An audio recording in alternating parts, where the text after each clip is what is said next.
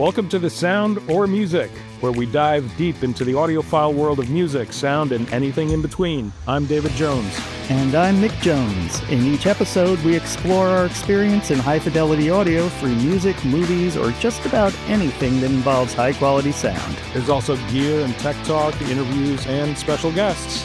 So plug in, sit back, and hear us out. How you doing, Mick? Good, Davey. So what do we got planned for this episode? Well, today I figured we would talk about the moment that got us into this hobby, got us into this, whatever you call it, obsession. Why don't you go first? What started you down this rabbit hole? I don't know. That's a fun thing to think about and revisit. I got into it in the early 80s, which was, I was a kid, but that was a time when there were stereo stores everywhere. It was still part of that, what they call that golden age of home hi-fi. And growing up on Long Island, there was a Tech Hifi, the great Boston chain that started sometime in the 70s. And they had one right on Northern Boulevard in Manhasset. Mm-hmm. And that wasn't too far from where I was going to school at the time. Right. So I used to head over there sometimes after school and go into the listening room. And the guys were really cool. The big, heavy sliding glass doors, and it would kind of cut down. Yeah. And definitely one of my first and most powerful audio, not the earliest, but definitely the one that really kicked me into high gear in this world, was they played me the new Police album.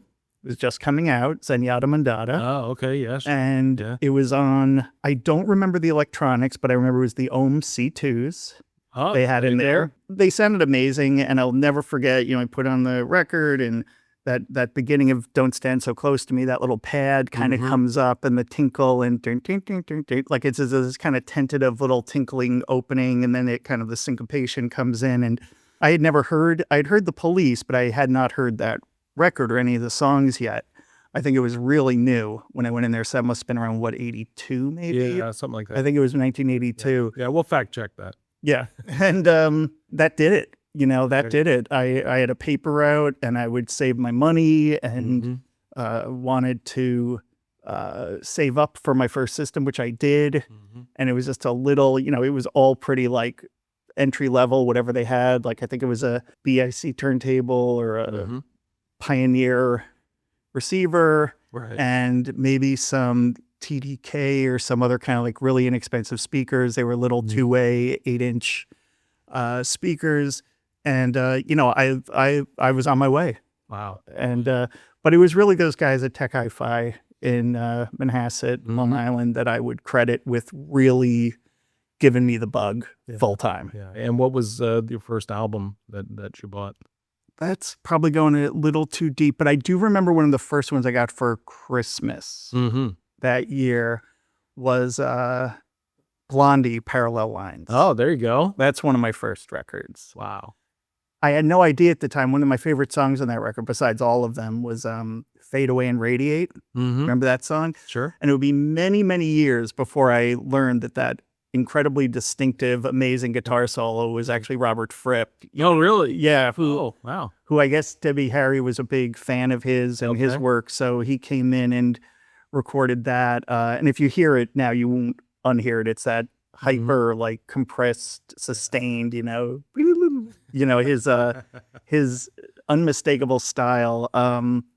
But I remember hearing that and just like being blown away, because my first love before I did this with Tech Hifi was I was really into like progressive music, like Emerson, Lake and Palmer, and Yes, and groups like that. And actually my first little hi-fi at home, it was just a little home record player with little speakers that like latched on and formed the hood over the turntable. You'd unlatch them and put them down. But my brother and I would put them about 6 inches by each ear. And that was kind of our headphones / near field monitor, whatever. And I remember introduction to hearing loss. Well, it couldn't go that loud. So, it was a way it was more, you remember Get Smart, the TV show, the spoof of the old spy phone. They had the cone of silence. We called it the cone of sound. that's cool. So Yeah. to this day, it's still the cone of sound. Mhm. And I think that was directly because of Maxwell Smart and Right. the TV show Get Smart. But I listened to, and one of the first things I got was that I remember getting up at the local drugstore across from the train station up in town. Oh yeah, I remember that place. Yeah. Yeah. So I got a copy of Pictures at an Exhibition, Oh. the live record of Emerson, Lake and Palmer. Yeah, sure. And I just thought that was the pinnacle of music at that point when I was about 10 years old or so. It was classical, it was virtuosic, but it had those beautiful Greg Lake harmonies and some of that area. The arrangements were great. And boy, I really thought that was just the pinnacle of musical sophistication at that point. Yeah. Besides, of course, like Kiss Alive, which was the other pinnacle of musical sophistication. That was the pinnacle of so anything in the 70s. So, I was a huge Kiss fan, but I also loved, Emerson, Lake and Palmer, and then we got into Yes, Fragile and stuff like that. And that is the genre that's kind of kept all the way through my life. Nice. It just grew from there. It did. Yeah. It did. Like a virus. And so how about you? What was your story? So, in my house, my father was I wouldn't call him an audiophile, but he was definitely a music guy. He studied conducting at Tanglewood with Leonard Bernstein. He had a total recall when it came to classical music. He had this encyclopedic knowledge of music, and he enjoyed his music thoroughly. Actively enjoyed his music. He had a pair of Acoustic Research AR3AX speakers, which at the time were revolutionary in the 60s. So he bought himself a really good stereo, a Scott receiver and an ARXA turntable. I still have it. It's been heavily modified, but new needle, new plinth, repainted, rewired, but that's it. That's the one he bought in I think it was 1965, 66 or something like that.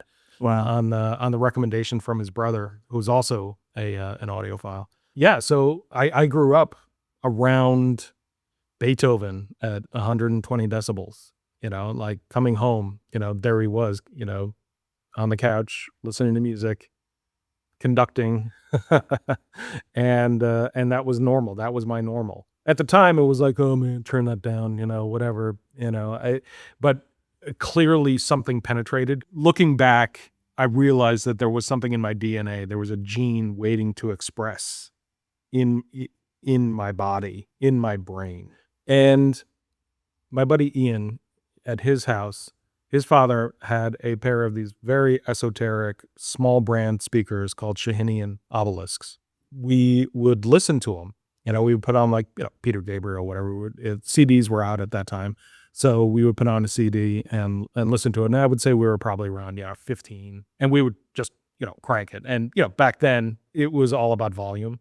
So it was the age of the Fisher rack system. Yep. With the ridiculous woofers, and it was all about wattage. It was all about bass. It was all, and the graphic EQ. Yeah, the graphic equalizer EQ. and all that. Going to A&S and checking out the electronics department. Everything is all stacked there. The 15-inch woofers. So I was used to volume, but the detail that his speakers, that these obelisks were able to push out, shocked me in a way. Music can be loud, and my father's system was loud, and my father's system was good, but this was like, oh, it can sound good, and it can sound clear, and it can sound detailed. And it was kind of a moment where I was like, well, let's put on other tracks that I know, and let's listen to those. And it was like listening to familiar music all over again, but like brand new, because you're hearing things that you didn't hear before in a way that was so clear. So that was like the second step. The third step was, I guess I was in college. I was again with my buddy Ian. I had a little bit of money. I was a lifeguard at the time, and I was like, well, I'm gonna buy a system. I'm gonna buy something. So on a recommendation, we went to this place in Great Neck, and we went there, and we were walk-ins, no appointment or anything. I mean, but like, here are two 19-year-old kids walking in, and the owner greeted us and said, how are you? What's going on? And I told him, I was like, look, I'm sort of interested in, audio and blah, blah, blah, and whatever. So, but he took us seriously, like the guys took you seriously. Right. And he was like, okay, and we talked about budget and all that. And he said, well, do you have like speakers in mind? And I knew that there was a lower cost Shahanian called the Arc. So we were like, well, how about the Shahanian Arc? He pulled them out and brought out an amplifier, brought out a preamp. I believe they were Rotel. Brought out a CD player. I believe that was also Rotel. And just went to town. And then he also asked, okay, well, for your money, what are you looking for? And I said, well, maybe auto queuing and this and that. And I started like running off a bunch of features. And he's like, well, I noticed it. You didn't say the sound. Is that, how about the quality of the sound? All those features don't mean anything if it doesn't sound right, if it doesn't sound good. And so that crystallized for me. And I became a bit of a purist after that. I became all about the sound, about simplification. Take all of that garbage away and just focus on what can be the best possible sound at that price point. And that for me was, to this day, it's a philosophy that I stick with. And I guess that gene that was so long semi-dormant in my body woke up, and I was like, oh wow, this is what sound can really sound like. And so from that point on, and it took me a good 20 years to finally focus on getting the system I wanted, which, it took about 20 years. But I found a pair of Shahanian Obelisks. I found an amplifier. I grabbed my dad's AR XA turntable, and I'm still building the system. The system's great where it's at. But of course, there's always that little 1% in the back of your mind saying, yeah, but it could be better. It could be 10% better. That's a great story. And I think, first of all, I want to say, thank you to those retail folks who take kids seriously and realize that, we could be, triers become buyers. And, if you talk to these kids and you establish a relationship with them, you treat them like people, who knows, someday they might be people, and they might actually, and there might be people with money. Might be people with money, and that's wonderful. So you and I definitely had a kind of common experience in that. But one thing you said, the one phrase, and I think this is kind of the point, I think, of why podcasts like this can exist is best sound possible. Mm-hmm. Define the best sound possible, right? What does that mean? You have this beautiful legacy system from your dad, which almost makes me cry, hearing about it and talking about it. It's such a beautiful story. And I do remember your dad fondly. But for me, it's like, I'm just grabbing it as like tools all the time. Sure. People are like, well, what's the best sound possible? Well, if I'm out in my garden, it's my little JBL Flip, because it just has that little bumping little bass radiators on either side, and it just kind of pumps out just at the right volume just before it breaks up. It's just got something good, and I can hear it, but it's not too overbearing. If I'm in my upstairs bathroom, it's the little triangle all-in-one 3, the AIO 3 Wi-Fi speaker that I love. Triangle, the French maker, who did a beautiful, very elegant kind of series of Wi-Fi speakers. Not sure if they're still making them anymore, but I have a couple of those for little spots around the house I love. Yeah. Or it could be the big full system, listening when I'm in front of the fireplace, or I'm just trying to watch, my music room there. I have a really cozy room that just evokes all kinds of memories and nice feeling of home and hearth and all that, and music. And that's a very enjoyable place to listen to music. For sure. But that's a whole different space for it. It's like photography, right? The best camera in the world is the one you have with you. Right. If I can just turn it on, I go in the app, I'm streaming from Qobuz or wherever else, and the music's coming up in under 10 seconds flat. Right. That's the quote unquote camera I have with me. That's what I've got. And that's my favorite system right then. Yeah. So I guess that brings to the next question is, where is analog and vinyl in your life? Well, I think you know some of this story, Davey, because I tend to break down in racking sobs whenever I talk about it. My Sorry. my vinyl collection is no more. It was wiped out during Hurricane Sandy Oh, in wow. 2012. That's right. It was in a storage space. Long story short, I didn't have it. I had it in storage for the time being because we had moved. We were out in the Chicago area just for a few years for work and family stuff. And then we came back to New York City.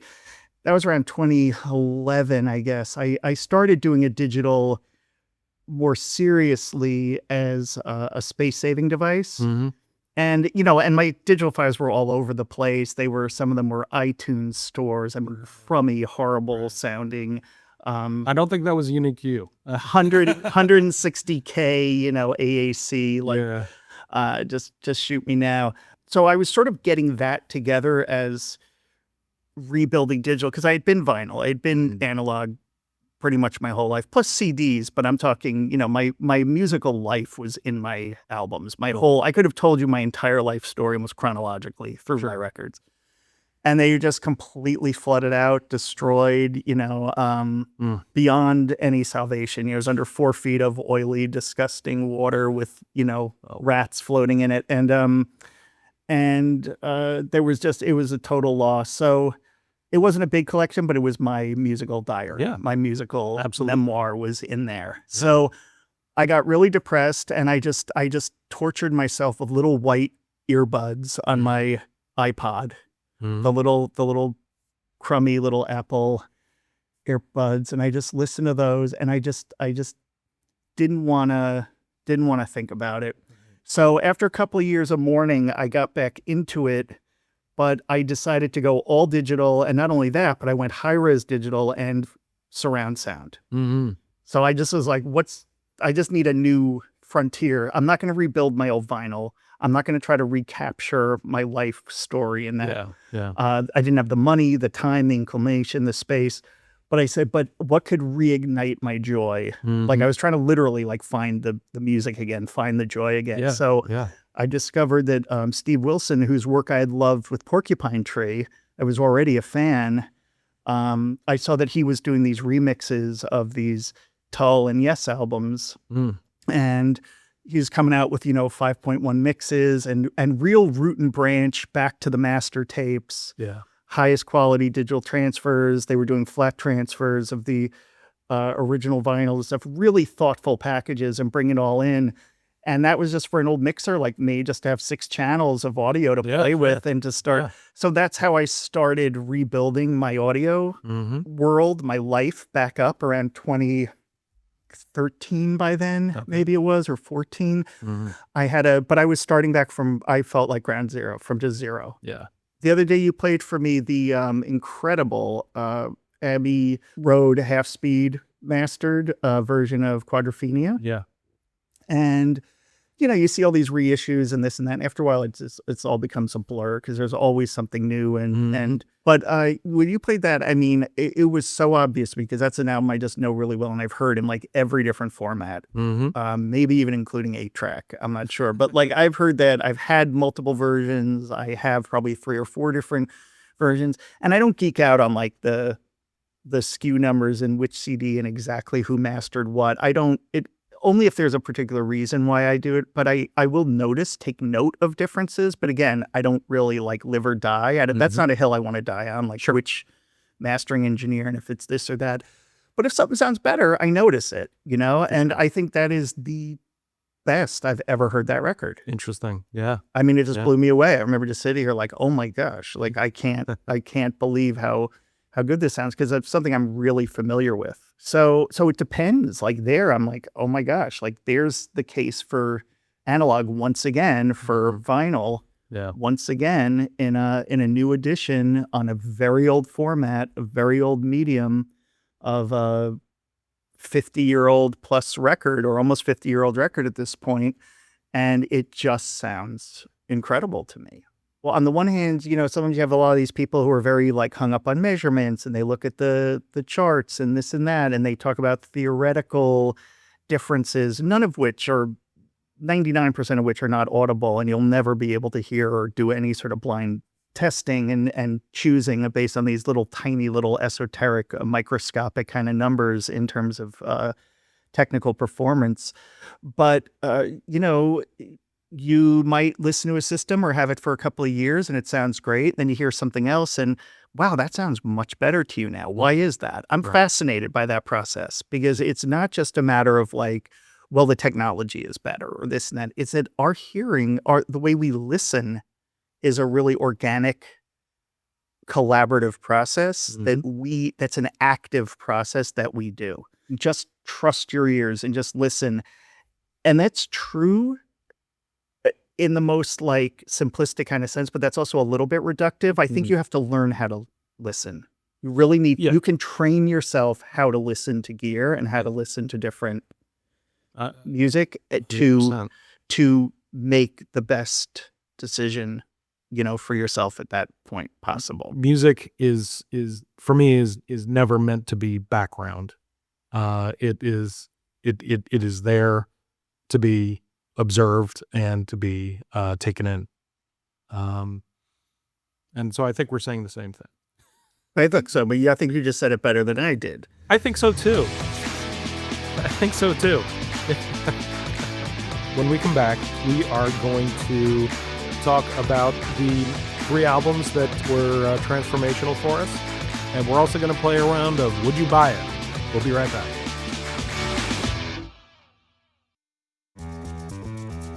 All right, welcome back to The Sound or Music.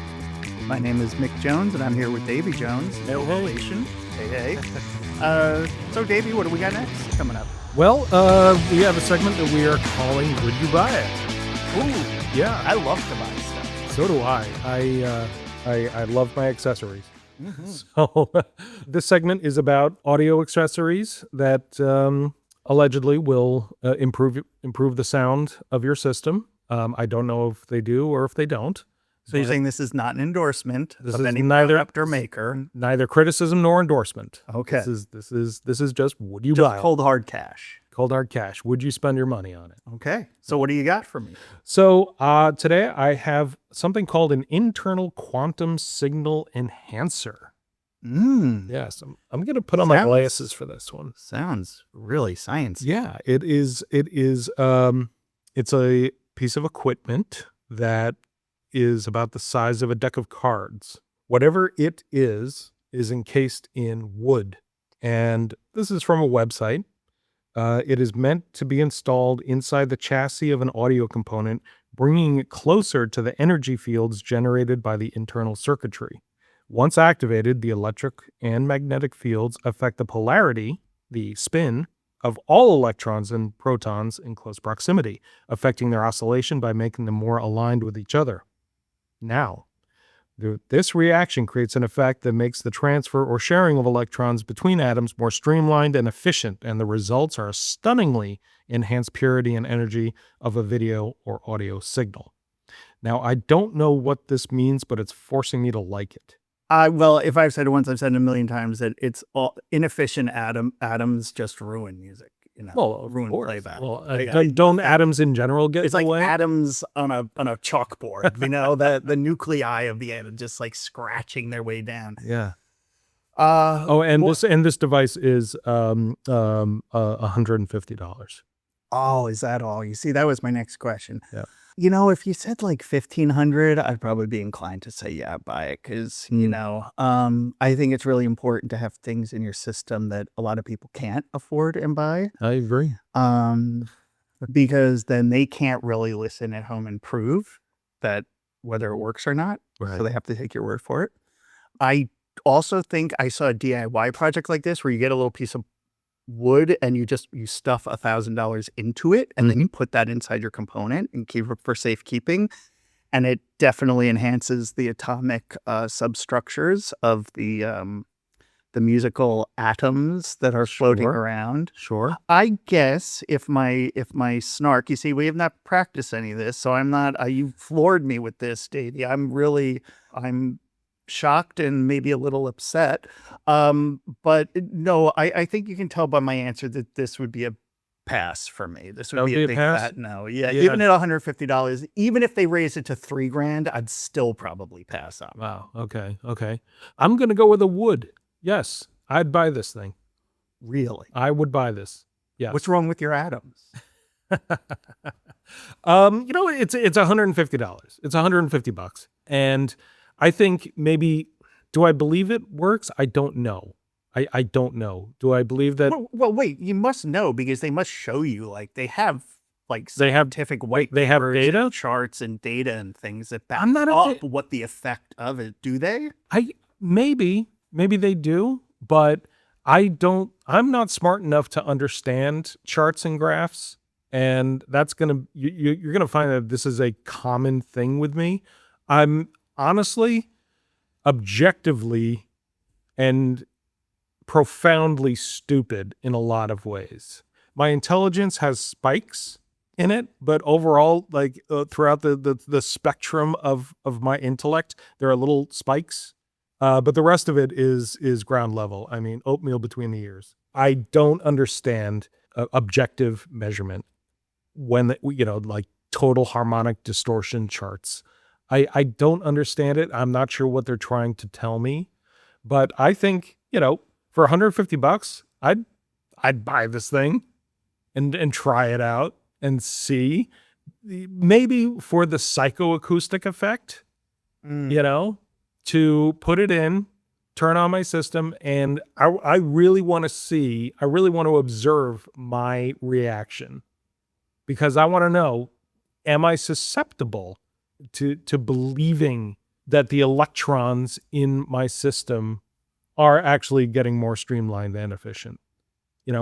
It's more of an experiment for me. And I think for $150, I'll experiment on myself. Absolutely. To see if you're susceptible to the placebo effect. Yes. And I'm not saying this is a placebo effect. What I am saying is that I really am curious, because I always imagine myself as being really in touch with my brain, with my ears, that I do hear things. And so I want to say, yeah, it's if it was $3,000, no, I wouldn't do it. But $150, am I going to run out and buy it now? No, but I think that if I had the extra cash, I'd be like, let me get a quantum signal enhancer, and I would probably invite you over and say, okay, put it close to the system, put it in the system, and then take it out, but don't tell me which one you've done. Okay, you know what I think? Yeah. I think you're trolling me. I don't think I'm trolling you. You're No, trolling I'm me. not I think trolling. you're making fun of me. You're taking advantage of my trusting nature. I think that Look, I take advantage of your trusting nature constantly, but in this state, in this arena, I'm not. I think this is a relatively inexpensive way to get some answers. Not necessarily answers to is does my system sound better? It's, does my system sound better to me right now? And my susceptibility to possibly a possible placebo effect. It's $149 actually, so it's not even $150. $149 case of FOMO. Possibly, yeah. I would have to, I'm going to have to struggle through the rest of my audio life, the rest of my time on this earth.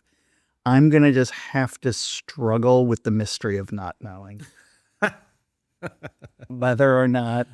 And I may be missing out on the most efficient and streamlined atoms. Do you realize that your atoms need to be streamlined? Do you realize your atoms? I didn't, but it put that FUD in my head now, and it can't get that out. On that in that Krell amplifier that you've got, do you realize how inefficient your atoms are right now, and the noise that is being produced by these inefficient atoms?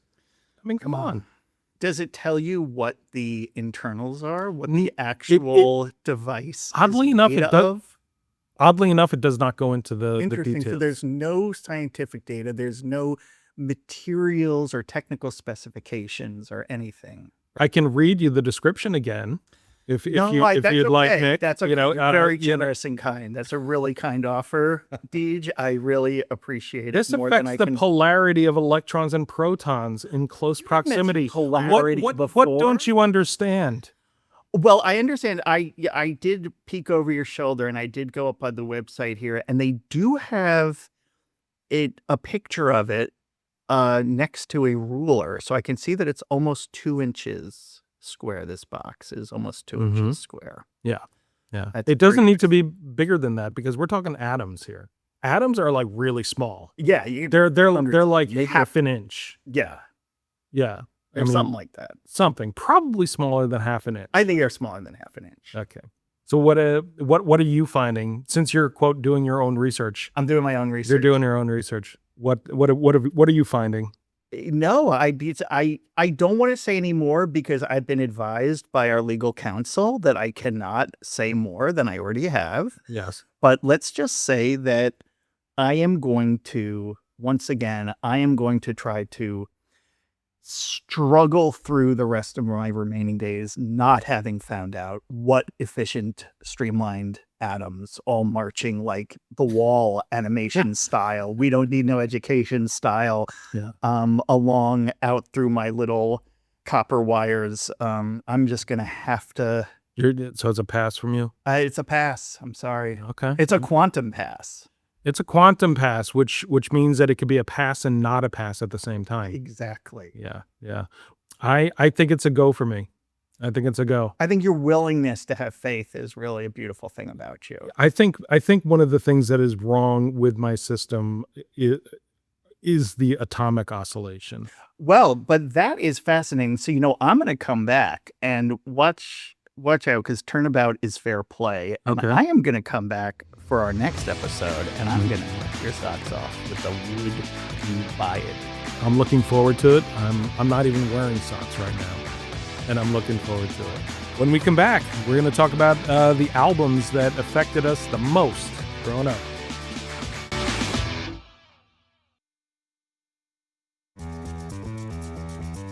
All right, welcome back to The Sound or Music.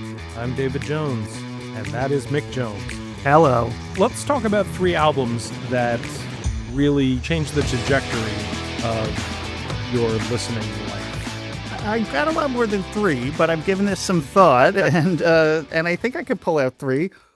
Sure. So one of them is the one I mentioned earlier with the sort of as part of the my own personal like audiophile kind of journey with the origins of my love for all things audio, and that was Emerson, Lake and Palmer's Pictures at an Exhibition. Mm-hmm. And I mentioned that because it was the first time I had heard music that just aspired to be something so much bigger. Mm-hmm. It was trying so hard, Right. and it did introduce me to classical music because I also have an older brother who's a classical musician. Okay. So he was already playing piano and things like that at that time. So I had some introduction to that, but we weren't a particularly very musical household. It was really just me and my other brother. We were into more like recorded music, albums, rock and roll, that sort of thing. And then my oldest brother, who was getting more into actually like performing and playing and learning classical music, learning an instrument. So, but that album, I just fell in love with I was like 10 years old, I think, when I heard it. And it had so much grandeur to it. It had virtuosity, but it was also very accessible. It had beautiful melody, and I loved the Greg Lake guitar parts and the acoustic parts. I love that. I found out later that it was kind of a hybrid between some live and then overdubbed performances and stuff. None of that meant anything to me as a kid, and it still doesn't on the occasions when I actually put it back on. I don't listen to it very often, but that album just absolutely just floored me. Sure. If we go ahead about, I don't know, 5-6 years, I'd say probably one of the next ones that really floored me was Captain Beefheart, Safe as Milk. Wow. Okay. That was, I was never much of a rootsy, bluesy type guy, except when it came through groups like Led Zeppelin or Pink Floyd or whatever through the sort of classic rock kind of variants of blues and rhythm and blues. Right. But he had that rawness. He came up out of that blues, tradition, electric blues, and he infused that with real art rock. I think that was like the first real true what I would call like art rock kind of album. Autumn's Child and Abba Zaba, and just really, it was accessible but also completely alien. So it sounded familiar, but it was also, and then later I went down a whole years of a Captain Beefheart love affair, Lick My Decals Off Baby, and Dock at the Radar Station, and just Ice Cream for Crow. I had all of it, all vinyl that is now lost in the literal tides of time. I'm going to say for number 3, I'm probably going to go just because it's on my mind right now. I recently saw the Eno documentary. Sure. Amazing bit of work. It's dynamically generated, so you never see the same movie twice. It's taken from like hundreds of hours of videos and segments that they all kind of pre-edited down. Then they built this custom software. It's like an LLM AI in the sense, but it's not generative. It's only trained on this one body of work to pull things out. Yeah. And so you'll never see the same version twice. They say there's something like 50 quadrillion versions that could come out of this. And it just reminded me, like when I heard Another Green World by Brian Eno again, it was art rock. It was something so organic, natural about it. It was like bringing the electronic world into the natural world, the way he did it, and sounds that didn't sound like any instruments I know or heard. Even the instruments, like things like guitars and basses and things, sounded otherworldly. Right. And yet he had these very like English, gentle kind of vocals over the top, and some of the singing. That album just completely flipped my head around in terms of what was possible with sound itself. Gotcha. Whereas, with EOP, it might have been with virtuosity. With Beefheart, it was like, how can you deconstruct and stretch like the blues and rock and roll and rhythm and blues into a whole new territory? And then Eno was like the alien culture coming down and landing and doing that. So, and then I would have gone on and said, Yo Bum Rush the Show by Public Enemy, about in terms of electronic and beats and my love for EDM that was growing up rapidly around that time. But I'll stick more with the earlier origins, and I would say that those are probably 3 that had huge lifelong impacts on my love of music and what I then listened to as I went on. Those are really interesting and a diverse selection. For sure. I really actually the Captain Beefheart, kind of came out of left field for me. Well, that was cool, man. That's really interesting. Yes. Well, what about you? Tell me about your. So, the 3 albums that I have, they're not terribly esoteric. Okay. Because growing up, I'm surrounded by, and we were all surrounded by, what the marketing folks at record companies were telling us to like. Sure. So the 3 albums that I have are massive commercial successes, but they also did have a profound effect and changed the trajectory of what I listen to and how I listen. So the 3 albums, I'll just give you the list right now. Rush, Moving Pictures, Led Zeppelin 2, and Miles Davis, Kind of Blue. Now, Rush, Moving Pictures, admittedly, a lot of the music that I listened to was heavily influenced by my older sister. She was always and still is one step ahead of the popularity curve. Like she knew about Duran Duran before Duran Duran was Duran Duran. She just like had she knew about Steely Dan. And so, Hey 19, she bought that and played it for me. I was like, wow. The Police, she knew about the Police. She knew about REM. She was, almost like the music director at WLIR 92.7 back in the day, so she knew a lot about this, and she knew about Rush, and she was like, hey, check this out. And it came out, like 1982 or something like that, 1982, 1983. I'm not exactly sure, but, old enough to make a huge impression on me because it wasn't anything that I had heard. And, Geddy Lee's bass line was very satisfying to me, as a young kid, where it was all about, the energy of the low notes, shaking the house and feeling it in your chest. And, and then his upper register singing, there was something just very rich and satisfying about the sound of that album. And I will be receiving the 40th anniversary half-speed master of Rush Moving Pictures just because that album was such a big damn deal for me. Right on. And it was just track after track. I mean, Tom Sawyer, Red Barchetta, YYZ, you name it. It's just like one banger after another. And it just changed what I wanted in music. So that was a big deal. Led Zeppelin 2, I'm in college. I never had real exposure to bands like AC/DC, to bands like Iron Maiden, any of the metal bands, Black Sabbath.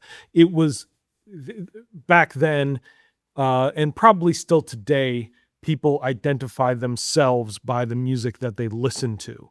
And the kids who listened to Led Zeppelin and listened to Black Sabbath and listened to AC/DC, they were not part of my group of friends. They just simply weren't. And so I never really had that social exposure to the music. So fast forward, I'm in college, and I think it was freshman year, sophomore year. And, I'm just hanging out with some guys on the floor, and they put on Led Zeppelin 2. And it starts off as it starts off, big and bold, and then it sort of mellows out with What Is and What Should Never Be, Lemon Song, Thank You. It just, the dynamics of the songwriting, up and down, slow, fast, loud, quiet. It was just something very classical.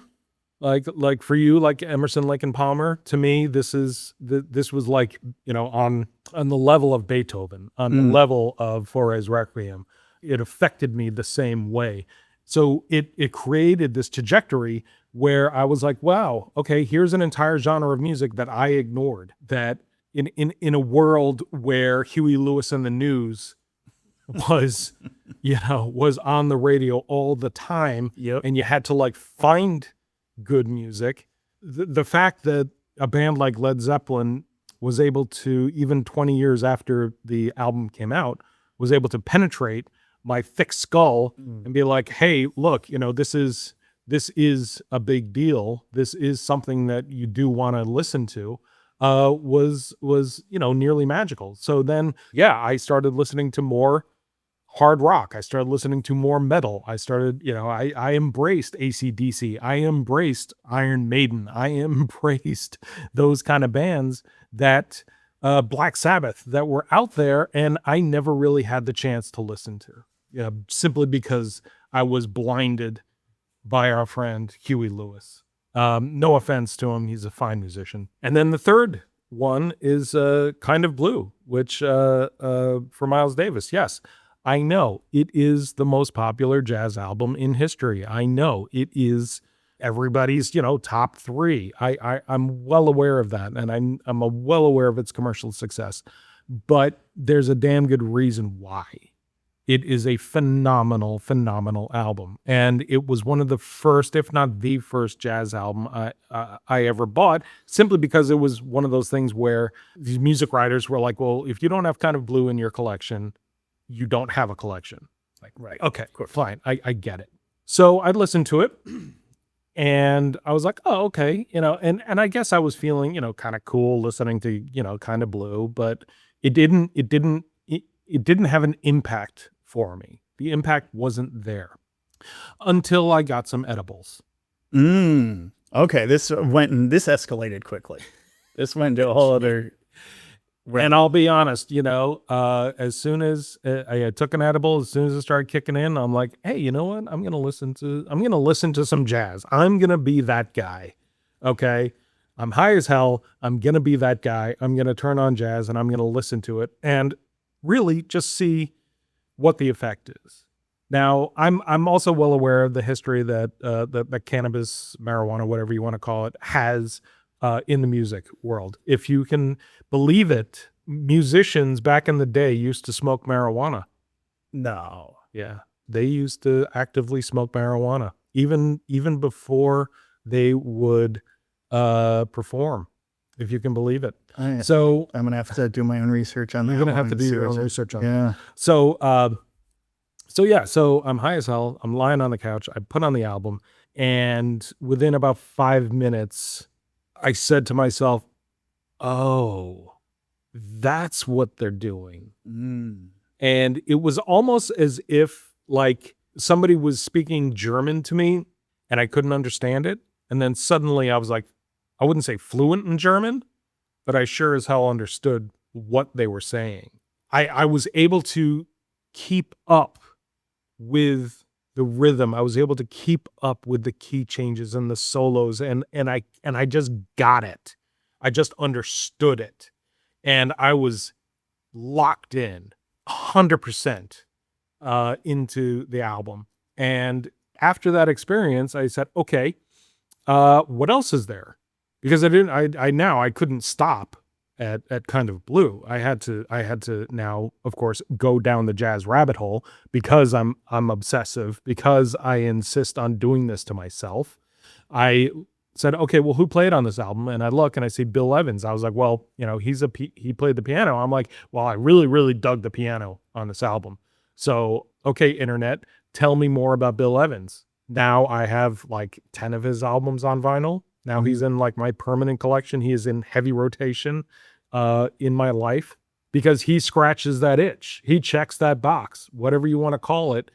He's absolutely currently in my wheelhouse. So yeah, those 3 albums for me absolutely changed the trajectory of how I listen to music and what I'm listening to. Wow. And those are 2 pretty hard albums too. 2 pretty hard rockin' albums. I know you mentioned the variety of Zepp 2, which I agree 100%, but I mean, that Moving Pictures are both, the first word that comes to my mind is heavy. It's heavy. Those are heavy records. Yeah. And then Kind of Blue, of course, which I am familiar with. I'm not a jazz aficionado the way you are, but I do know that record. Mm-hmm. I have done some of my homework in that regard. And it's certainly a wonderful album. I have never had that revelation that you had for jazz. I never had, and I've had a lot of people whose musical tastes I love and admire and respect. And it just, you know, it's like I didn't like fish for many years. I didn't like raw tomatoes for many years. I'm still on the fence. I thought you meant about the them. band. No. I still don't like fish. No, I mean, like there's. I don't get them either. You know, they're a jam band. They got cool lights. I don't know. There's certain foods like I think about, like, you know, just. And I remember one day, like in my mid-20s or late 20s, I got up one time and was like, I really want a piece of fish for dinner tonight. I'd never I'd said that to myself ever in my life. Right. Maybe I was around 30 at that point. And like I went out, I was meeting my uncle for dinner and I ordered fish and it was like life-changing. But like, it's like we have to be ready, whatever it is. Yeah. So at some point, I'll probably get up and be like, I got to listen to jazz. Yeah. But that day has not yet happened. Well, it's sort of like the monolith in 2001. You know, it shows up, and when the human species is ready for it, it's like, okay, you are going to now take a giant leap in evolution, but only when you're ready. So you're saying you are interplanetary space exploration 2001 human, and I am still like bone-hitting monkey, unevolved creature. Prehistoric Cro-Magnon man. Yeah. That works for me. I was just checking. No, I was just clarifying. Yeah, no, I would just say get my atoms in a row. Yeah, I mean, like I'm like the space child, the star child at the end, and yeah, you know, but you know what? You're so close, and we're so proud of you. I am going to bring an unused soup bone next time, and I'm going to hit you with it. That's cool. I'm going to hit you with a big bone next time I'm here. That's right. And then you fling it in the air and it magically turns into a space station. That's right. That wraps up this episode of The Sound or Music. Thanks for tuning in and indulging us. Remember, it's all about enjoying sound that moves you. If you like what you heard, be sure to subscribe and share with your fellow audiophiles. Until next time, keep your ears open and clean your damn records.